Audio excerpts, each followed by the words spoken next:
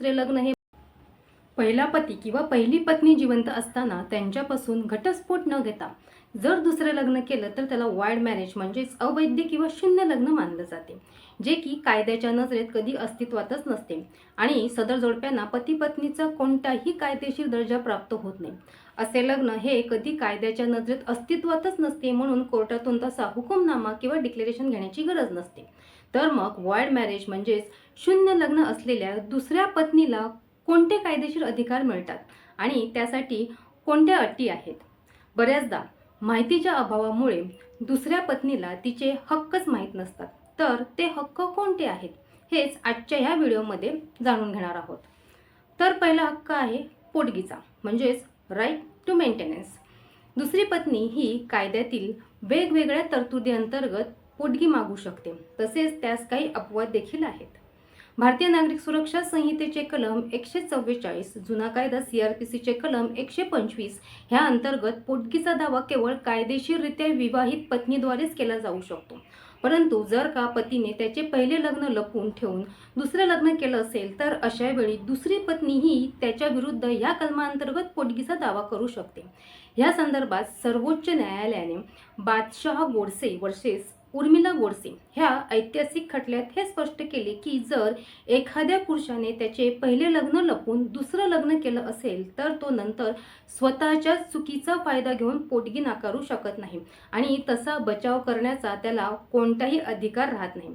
त्यामुळे जर का दुसऱ्या पत्नीला पहिल्या लग्नाची कोणतीही कल्पना नसेल, तिची फसवणूक झाली असेल तर ती पोटगी मिळवण्यास पात्र आहे.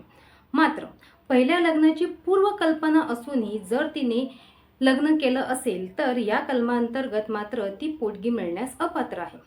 हिंदू विवाह कायदा 1955चे कलम 24 आणि 25 ह्या कलमातील तरतुदी अंतर्गत दुसरी पत्नी ही अंतरिम आणि कायमस्वरूपी पोटगी मागू शकते.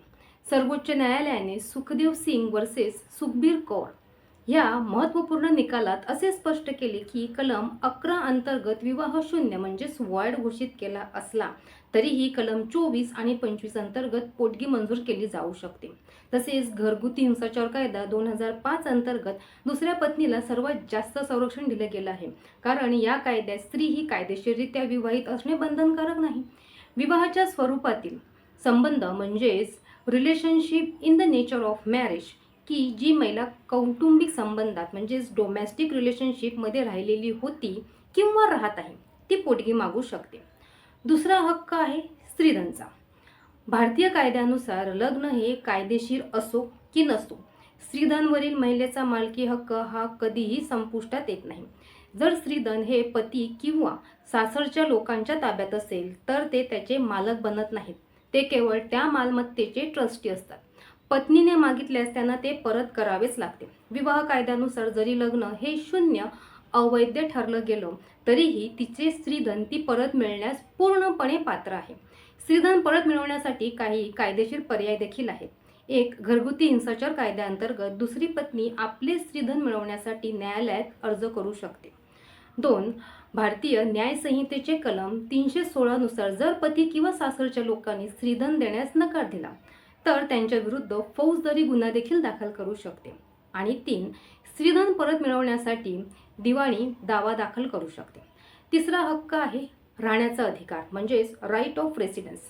कौटुंबिक हिंसाचार कायद्याअंतर्गत स्त्रीला राहण्याचा अधिकार मिळवण्यासाठी कायदेशीर वैध लग्न असणे अनिवार्य नाही, कारण जोर दोन व्यक्ती विवाहाच्या स्वरूपातील संबंधात म्हणजेच relationship in nature of marriage किंवा लिव्ह इन रिलेशनशिपमध्ये एकत्र राहत असतील किंवा भूतकाळात एकत्र राहिलेले असतील तर त्यांच्यात घरगुती संबंध प्रस्थापित होते आणि म्हणून घरगुती संबंधातील प्रत्येक स्त्रीला सामायिक घरात म्हणजेच शेअर हाऊसहोल्डमध्ये राहण्याचा संपूर्ण अधिकार आहे, मग त्या घरावर तिचा मालकी हक्क असो वा नसो. तसेच कलम 19 अंतर्गत कोर्ट निवासाचा आदेश म्हणजेच रेसिडेन्स ऑर्डर देऊ शकते, ज्याद्वारे पतीला किंवा त्याच्या नातेवाईकांना त्या स्त्रीला घरातून जबरदस्तीने बाहेर काढण्यास प्रतिबंध केले जाते. तर हिंदू विवाह कायद्याचे कलम 11 नुसार जरी लग्न हे शून्य म्हणजेच वॉइड घोषित केले तरी कोर्ट हे पोटगी मंजूर करताना तिच्या राहण्याच्या व्यवस्थेचा किंवा त्या खर्चाचा विचार करते. चौथा हक्क आहे जन्माला आलेल्या मुलांचा दर्जा. अशा विवाहातून जन्माला आलेल्या मुलांचे हक्क मात्र हे पूर्णपणे अबाधित असतात. हिंदू विवाह कायद्याचे कलम 16 नुसार बेकायदेशीर किंवा शून्य विवाहातून जन्माला आलेली मुले कायदेशीररित्या वैध मानली जातात. भारतीय नागरिक सुरक्षा संहितेचे कलम 144 अंतर्गत कायदेशीर बाबींची पूर्तता होत असल्यास जर अशी मुले स्वतःचा सांभाळ करण्यास असमर्थ असतील तर ती आपल्या वडिलांकडून पोटगी मिळवण्यास पूर्णपणे पात्र असतात. पूर्वी अशी मुले हे फक्त आई वडिलांच्या सेल्फ ॲक्वायर प्रॉपर्टीमध्ये वाटा मिळवू शकत होते, परंतु सर्वोच्च न्यायालयाने रेवण सिद्धप्पा वर्सेस मल्लिकार्जुन या खटल्यात हा नियम बदलला. आता अशी मुले त्यांच्या पालकांच्या सेल्फ ॲक्वायर प्रॉपर्टी बरोबरच वडिलोपार्जित म्हणजेच ॲन्सेस्ट्रल प्रॉपर्टीमध्ये हिस्सा मिळवू शकतात, परंतु त्यास काही मर्यादा आहेत. 5वा हक्क आहे फौजदारी कार्यवाही करण्याचा. कौटुंबिक हिंसाचार कायद्याअंतर्गत जरी लग्न हे बेकायदेशीररित्या वॉइड शून्य असले आणि ती महिला त्या पुरुषासोबत एकाच घरात पती पत्नीसारखी राहत असेल तर ती या कायद्याअंतर्गत घरगुती हिंसाचाराविरुद्ध कोर्टातून प्रोटेक्शन ऑर्डर तसेच आर्थिक नुकसान भरपाई मागू शकते. तसेच पती किंवा त्याच्या नातेवाईकांकडून होणाऱ्या त्रासाबद्दल भारतीय न्याय संहितेचे कलम 85 आणि 86 अंतर्गत म्हणजेच पूर्वीचा जुना कायदा IPCचे सेक्शन 498A अंतर्गत गुन्हा दाखल करू शकते. परंतु यावर कोर्टाची काही वेगवेगळी मते आहेत. काही प्रकरणामध्ये कोर्टाने म्हटले आहे की लग्न वॉइड असल्यामुळे ती तांत्रिकदृष्ट्या कायदेशीर पत्नी ठरत नाही, त्यामुळे 498A थेट लागू होणार नाही. मात्र जर पतीने लग्नाची माहिती लपवून फसवणूक केली असेल आणि लग्नाचे स्वरूप उघडपणे हे पती पत्नीसारखे असेल तर क्रूरतेची गंभीरता लक्षात घेऊन कोर्ट तक्रार स्वीकारू शकते. जर त्या पुरुषाने त्याचे पहिले लग्न हे जाणीवपूर्वक दुसऱ्या पत्नीपासून लपवून ठेवले आणि तिच्याशी लग्न केले तर दुसरी पत्नी ही तिची फसवणूक केल्याबद्दल भारतीय न्याय संहितेचे कलम 318 अंतर्गत गुन्हा दाखल करू शकते. तसेच दुसरे लग्न हे भारतीय न्याय संहितेचे कलम 82 अंतर्गत गुन्हा आहे. या कलमाखाली पहिली पत्नी तक्रार करते, पण जर दुसऱ्या पत्नीची फसवणूक झाली असेल तर ती फसवणुकीसह दुसरे लग्न केले म्हणून ह्या कलमांतर्गत पतीविरुद्ध गुन्हा नोंदवू शकते.